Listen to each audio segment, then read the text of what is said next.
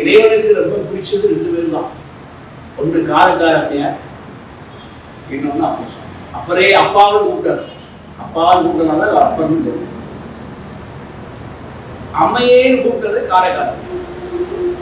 காரைக்கார அம்மையார் தரைகிட போனான். கையை கீழே ஊடி காலை நேரம் வச்சு அவருடைய கால் கைலாய மேல நேரம் படக்கூடாதுன்னு போனாங்க. அதனால அது அம்மையேன்னு கூப்பிட்டாரு. இவர் அப்பாவும் கூப்பிட்டாரு. உமாமகேஸ்வரி இந்த கேள்வி கேட்டதுனால சுவாமியை திருவையாருக்கு அனுப்புறாரு. இவருக்கு படுத்துட்டாரு. அந்த இடம் மட்டும் பூமியை கட் பண்ணி, அந்த கைலாய மலையை கட் பண்ணி, அந்த இது தோசை மாதிரி களைப்பாக இருந்துச்சு. அவரால் போக முடியல. அப்படியே குழந்த மாதிரி படுத்துட்டார். மூச்சு மட்டும்தான் இருக்கு.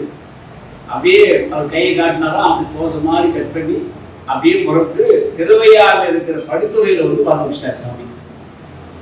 வச்சுட்டு கைலாய மலையோட சுவாமி அம்பாள் திருவையாறுல அவரை எழுப்பி கைலாய காட்சி கொடுக்குறாரு. அதனால அந்த நாள் ஒரு நாள் இமயமலை அங்கே இல்லை. நல்லா புரிஞ்சுங்க. எவ்வளவு பெரிய தபம் இருந்தால் இமயமலையோடு வந்திருப்பாரு அங்கே இல்லையா. ஒரு நாள் இமயமலையை நவுட்டு வந்திருக்குன்னா இவருடைய தபசு எவ்வளவு இருந்துருந்தா வந்திருக்கும். சாமி சொல்லுவேன் அடிக்கடி இது வந்து பூஜை முடிஞ்சு உங்களுக்கு கிடைக்கணும். நல்லா புரிஞ்சு அந்த மானசியமா இருந்த என்ன கேட்பாங்க கேட்டாரு.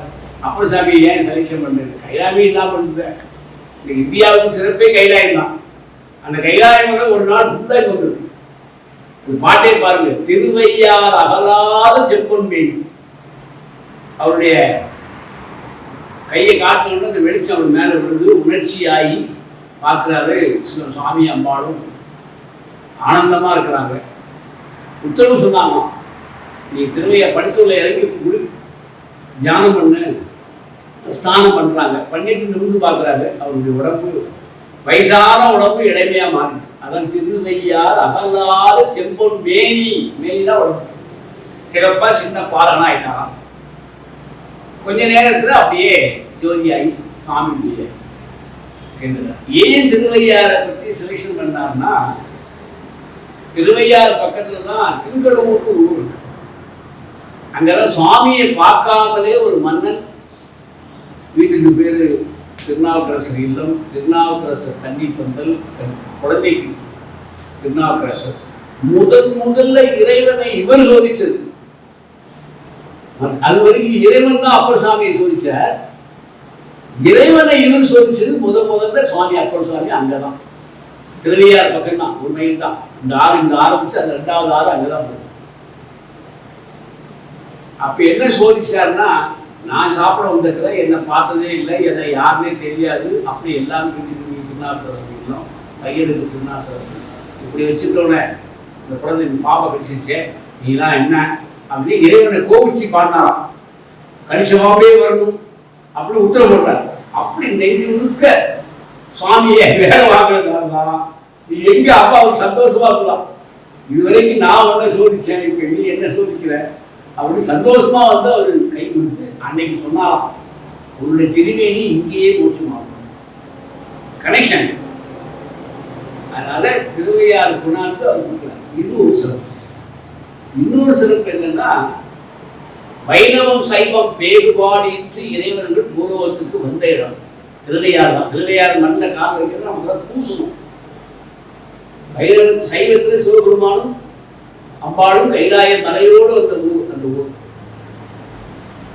அதாவது இறங்கல, கைலாயத்தோடு மேல இருந்து காட்சி அளித்தானா. அதை விட ஒரு பங்கு கூட ராமரும் லட்சுமணரும் தெருவிலே நடந்து போனாராம். இப்ப சிறப்பு சொல்லுங்க.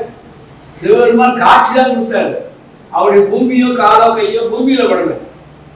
ஆனா பெருமாள் ராமர் லட்சுமணர் சீதாதேவி ஒரு தெருவில் ஆரம்பிச்சு ஒரு தெரு முடிகிற வரைக்கும் நடந்து போனார் தியாகராஜருக்காக.